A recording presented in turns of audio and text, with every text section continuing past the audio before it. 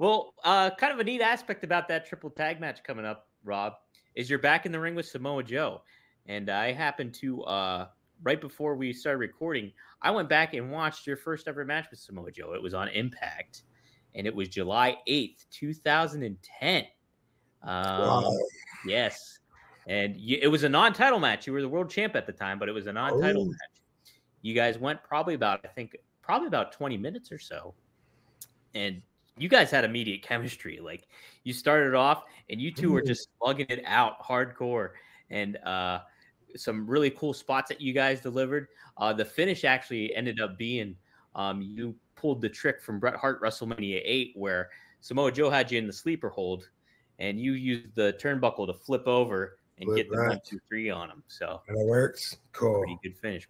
Cool, man. Yeah, when you've been doing it as long as me, it's hard to find a trick that you haven't pulled out at least once or twice. Yep, exactly. But too, another added aspect was people in the crowd. There were some old ECW guys that showed up. Rhino, Dreamer, yep. Stevie, Look at Raven. That Raven's back?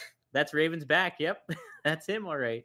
So, damn, all right. Do you have any memories of that? Does that charge up any memories at all, Rob? No, but I guess it must have been a build up for when we brought back the ECW on TNA, which was awesome. I enjoy. Hey, happy 420, by the way. Sabu just texted me, but I'll tell him next week's better, I think. Yeah, that's totally fine. We can. Yeah, for him. He texted me at 420. I'll give him a happy 420. He won't understand it if it says 421. I better do it now. But that was cool, you know. But anyway, yes, Mojo's awesome, by the way, you know, and it doesn't seem like that long ago to me having that match. So when you put the year in like that, then it makes sense. Then it's like, wow, okay, so I guess 14 years ago, that's a pretty big chunk of time. You only get so many 14-month blocks of time in your life. Yeah, and you know what? It's kind of weird to think that at that time you were the TNA champion. You beat Samoa Joe, and now he's the AEW World Champion. You're in a match with him, so the tables have turned, so to speak. So pretty cool. You guys are on the opposite side of the ring again.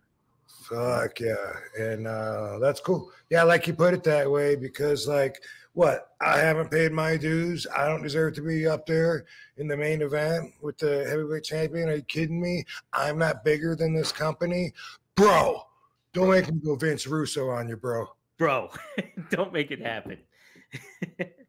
Looking forward to it. It's a good match coming up. It'll be neat to see you and Joe mix it up again. And hey, the year of RBD potentially happening here. We got who's to say? I might even get Hangman Page back for giving me that dirty look when he walked by me after a match. Ooh. I don't know if the camera got it or not. I don't think it did. But after my match with Swerve, I started to walk up the ramp, and then boom, the light came on. Hangman's starts coming down, and I went, fuck. And so I went back down the ramp, and I just went around the corner to stand off to give him the space that he needed, and I just had my hands on my hips. You know, I was bummed that the referee counted 3 with RVD's shoulders.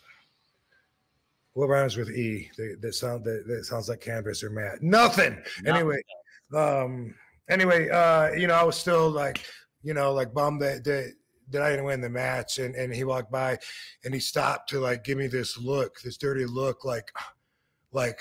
RVD, you lost. That's not what I told you to do. That's what his eyes said to me. And I keep seeing that look in my head. And I'm just thinking, I just might get him back, even though he's my partner on Wednesday. You know, I'm not saying I'm going to leave him hanging and not tag in when he's in trouble, but I'm not saying I'm not either. You know, you can get him a bit of an education, I think, when he's. I might find a way. I might find. Hey, universe might just fit something in there. You know, I understood the assignment. I nailed it. I crushed it, and he was only one count away from. He was only one count away from the match continuing anyway. That's it. And he was a split second away from the 5-star with a chair on top.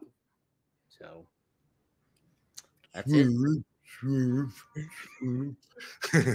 Hey, did you see that too on social media? Somebody was like, "You should steal Prince Nana's weed."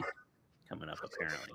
I mean, I saw a bunch of that the first time, like when the match was announced or that night or whatever, and I didn't understand it. And at first I actually wrote "What's a Nana" or something because I didn't know, like, and I still don't know what they were talking about. Like it seemed like, I mean, I saw enough messages to where I thought there was an actual story, some bullshit that didn't happen, but they might have just been joking. I don't know, but I saw like a few questions and responses that made it seem like someone had said that I stole his weed or whatever. But anyway, I know that dude. I guess I didn't know his working name, didn't put it together at that moment or whatever. But anyway, what if I did smoke with him?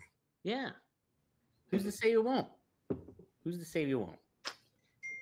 Who's to say I didn't is what I'm saying. Oh. How about that?